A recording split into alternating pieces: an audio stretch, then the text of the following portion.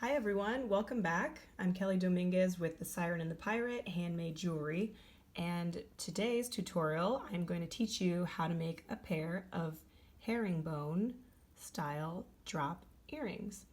And herringbone pattern is a pattern that's associated with the bones of a fish, like a herring, but you can find it in other patterns like tiles. They use herringbone patterns, or like tweed jackets, you'll find that. So I'm going to teach you how to put that same pattern into a pair of earrings. So today I'm using copper wire, and here's a pair that is fresh copper wire, so it's really shiny. And I have a second pair over here, and the stone I'm using on here is an 8mm amethyst bead. This pair of earrings is also copper, but it has been patinaed, so it has a nice antique look. And if you'd like to learn how to patina jewelry, I have a separate tutorial on that, which I'll put below in the description. And the bead I'm using here is an 8mm rose quartz bead.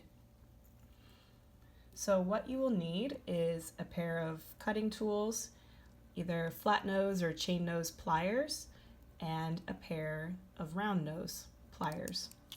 You will also need 2 wires 9 inches in length, or about 23 centimeters in length, and we're using 20 gauge wire, and I'm using 8mm beads. The one I'll show you today is going to be used with a blue howlite bead.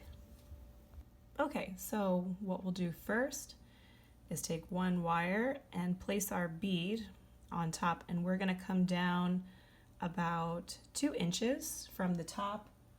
If you're on the metric system, about 5 centimeters. And then below the bead, we're going to bend it and bring the longer portion of the wire up and around the bead to the top wire. From here, we're going to continue to loop the longer wire around the middle wire, about 1 1/4 turns around. So this is going to be the back portion of the bead with the wire down the center, and this will be the front of your earring.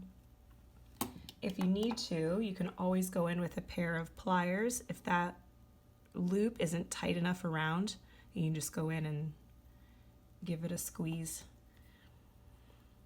And then from here, coming around the front of the bead, we're going to wrap the wire in front all the way around and come back to the top. From here, I'm going to stabilize the copper wire that's on the bead with my thumb and loop the wire around again. Just one time around this time. Again, you can go in and just squish it.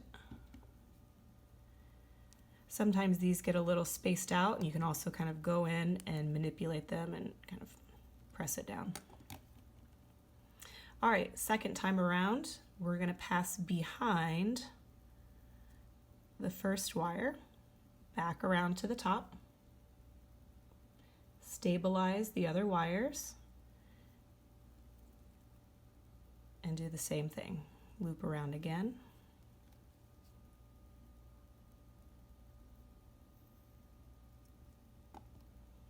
And we're going to do this one more time, passing behind all of the wires and in front of the back wire.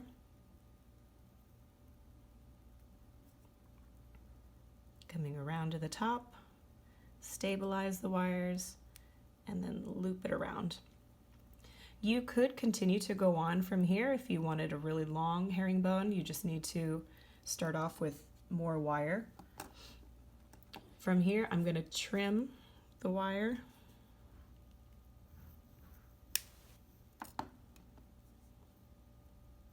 and then go in and just squish it down.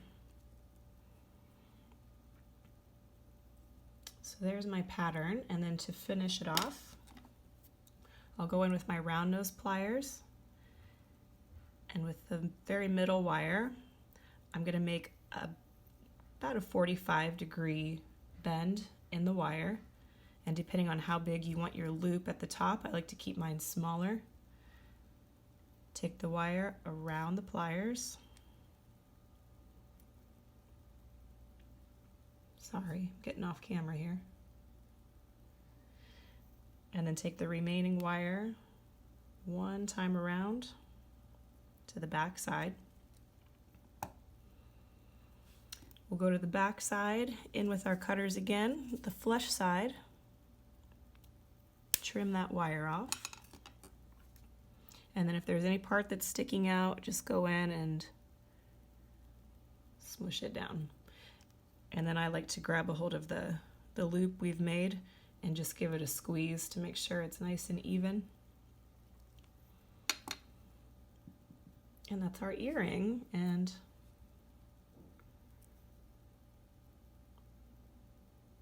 our second pair. From here, then you can add on your earring hook, and I have a whole separate tutorial on how to make these French hook earrings, so I'll also put that in the description below. Once I have my hooks, we'll go in.